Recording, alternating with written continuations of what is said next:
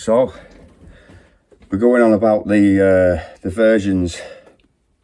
Now, I wasn't too happy with the 1.11 at first, and what seemed to take ages of installing it, reinstalling it.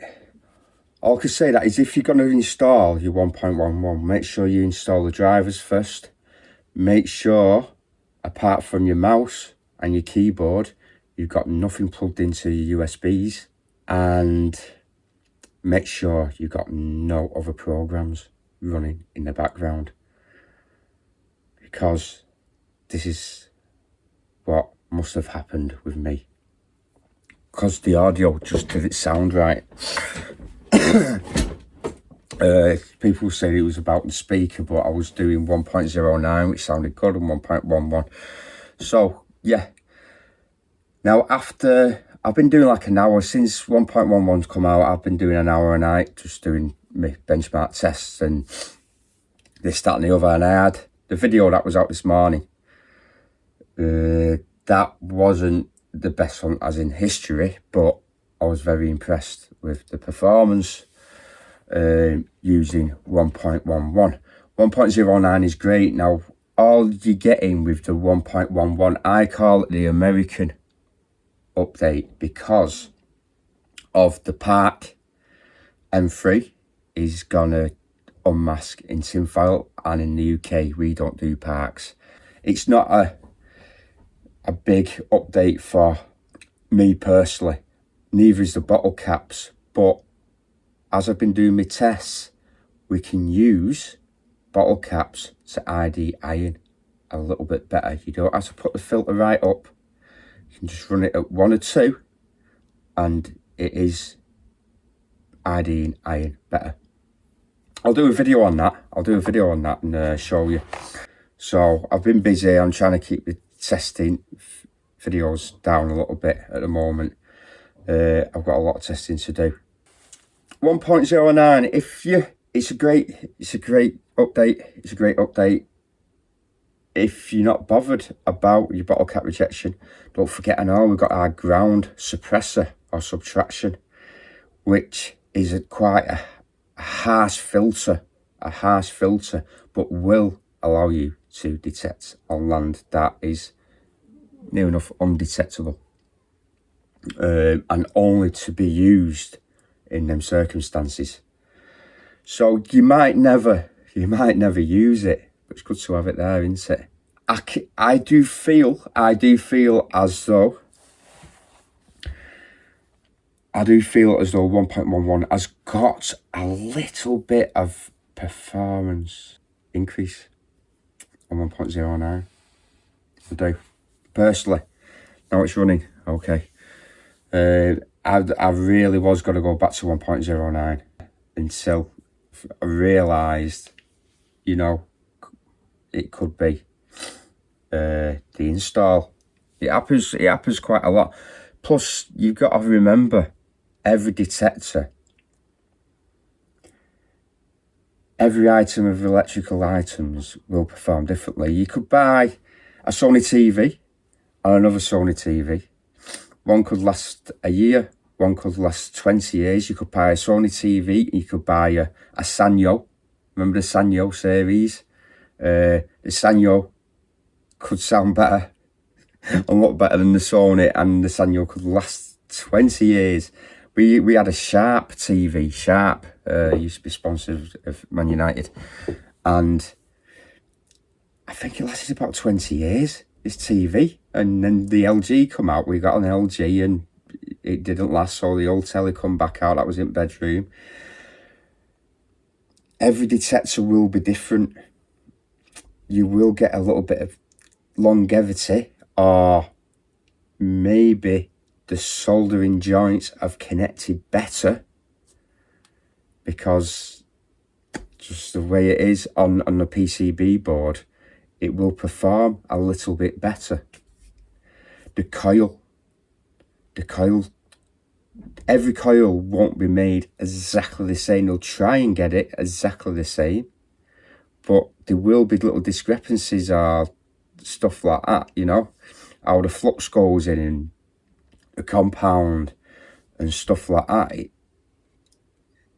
are the windings tighter or not as tight, or there's a lot of not every detector is going to be exactly the same, even though it's the same detector. So after all the tests I've done, and then I ran 0 iron filter, which doesn't necessarily mean that it's off. Might be just very, very low. I'm not 100% on that yet. I will find out. And in a not to, you could do it on a home site, a homestead with little iron nails here, there and everywhere. You couldn't run it. But the field I run it on was a field I could run it on. To become a better detectorist, all detectors will find something. It's not finding the stuff, it's tuning. The detector has got these settings, these features to tune into the land. And then you can pick your frequencies for your conductors that you want. But sometimes it's like M2.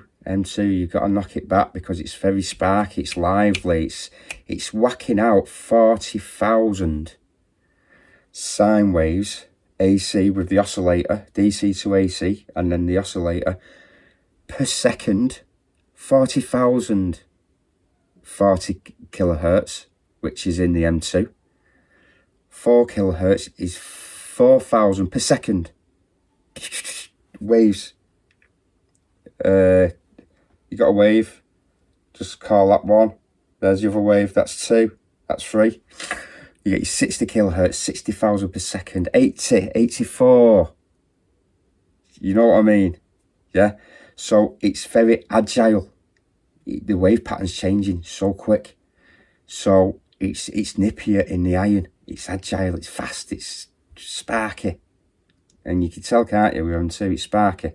Where you get your lower frequencies, your 4 kilohertz, your 10.